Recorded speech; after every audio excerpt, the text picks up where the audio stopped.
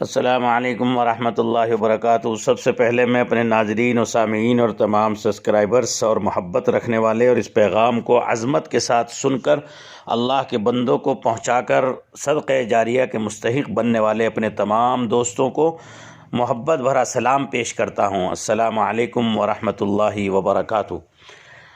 उसके बाद अल्लाह की हम्द व सना करता हूँ। अल्हम्दुलिल्लाहि रब्बिल आलमीन वस्सलातु वस्सलामु अला सय्यिदिल अंबियाइ वल मुरसलीन व अला आलिहि व असहाबिहि अत्तय्यिबीन अत्ताहिरीन। अऊज़ु बिल्लाहि मिनश शैतानिर रजीम। बिस्मिल्लाहिर रहमानिर रहीम। व मन यत्तक़िल्लाह यजअल लहू मख़रजा व यरज़ुक़हू मिन हैथु ला यहतसिब। अज़ीज़ान गिरामी, आज के इस दौर में हर शख्स, जब हम हिंदुस्तान में, अपने मुल्क में, शहरों में, महल्लों में सफ़र करते हैं, तो जब हम मजलिसों से फ़ारिग होते हैं, लोगों की निजी मुलाकातें होती हैं, तो हर बंदा अपने लिए कारोबार के टूटने, कारोबार के ख़त्म होने, कारोबार के ज़ाय होने, बेरोज़गारी का ज़रूर शिकायत करता है। और अगर कारोबार वाला है तो बरकत की दुआ के लिए, और कारोबार नहीं है, बहुत से बेरोज़गार हैं। तो मैंने इस पर बहुत गौर किया, आखिर अल्लाह तबारक व तआला ने रिज़्क़ को और बरकत वाली रोज़ी को किन आमाल में छुपाया है। तो आज मैं आपके सामने लेकर हाजिर हुआ हूँ वो दरवाज़े के जिनकी चाबी अगर आपके पास हों तो उन दरवाज़ों को आप खोलने के बाद हदीस शरीफ में फरमाया कि अल्लाह तबारक व तआला गोया के उनके ज़रिए से रिज़्क़ के दरवाज़े खोलता है, बरकत और नफ़े वाली रोज़ी अता फरमाते हैं।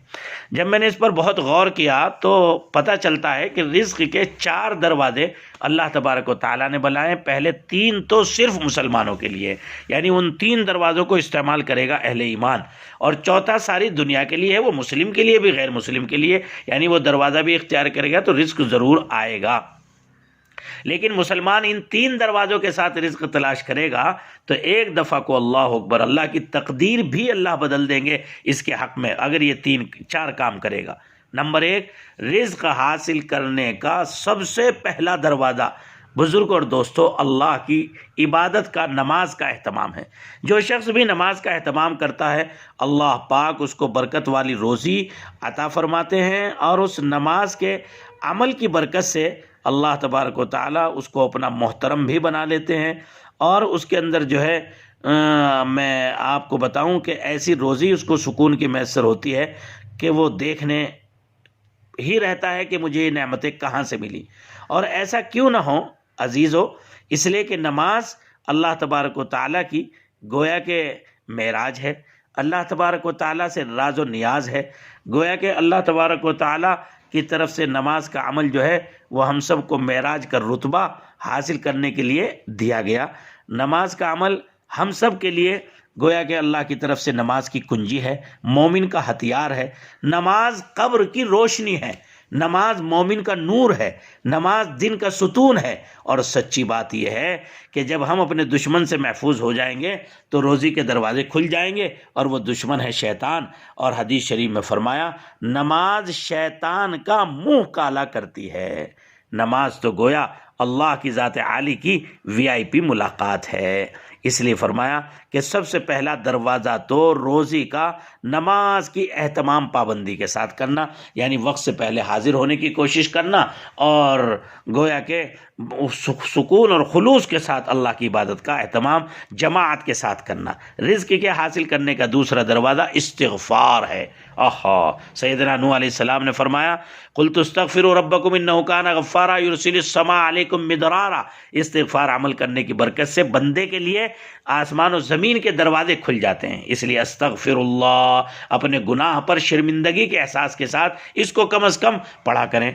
कसरत के साथ पढ़ने की ताकीद की गई। मन लज़िमल इस्तिग़फ़ार, जो बंदा इस्तिग़फ़ार को लाजिम कर ले, अल्लाह उसके लिए मुश्किल से निकलने की राह आसान फरमा देते हैं और उसके लिए रिज़्क़ के दरवाजे खोल देते हैं। ऐसी जगह से रिज़्क़ मिलता है कि जहाँ से उसका गुमान भी नहीं था, मुसीबतें टल जाती हैं, लोगों का महबूब बन जाता है। कसरत से इस्तिग़फ़ार करें। कितना करें कसरत? उलमा ने लिखा है कसरत का मतलब है कम से कम 300 मरतबा इस्तिग़फ़ार करें।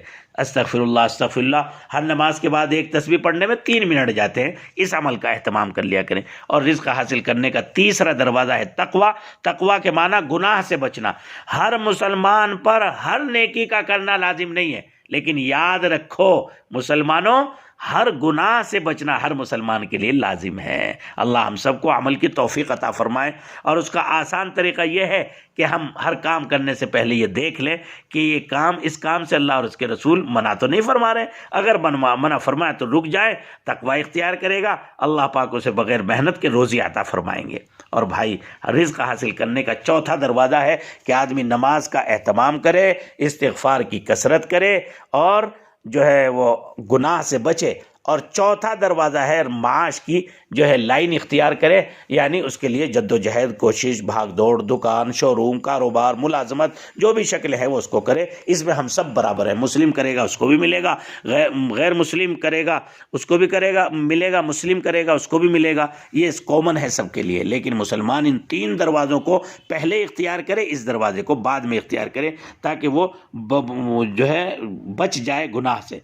हमारी मशक्क़त कम हो जाएगी, हमारी कमाई गैर ज़रूरी जगहों पर नहीं लगेगी, हमारा माल ज़ाय नहीं होगा। घर में रखी हुई मुर्गी को आप उसकी खुराक एक जगह बर्तन में रख कर दे दें तो कम वक्त में, कम मशक्क़त में अपना पेट भर लेगी, खाना ज़ाय भी नहीं होगा। और अगर उसको बखेर दें तो मशक्क़त भी करनी पड़ेगी और उसे बहुत देर भी लगेगी। इसी तरह से इन 3 आमाल को पहले करके कारोबार करेगा, यानी नमाज की पाबंदी, इस्तिग़फ़ार का एहतमाम और गुनाहों से बचकर कारोबार करेगा, तो अल्लाह समेट कर उसकी रोज़ी उसको दे देगा।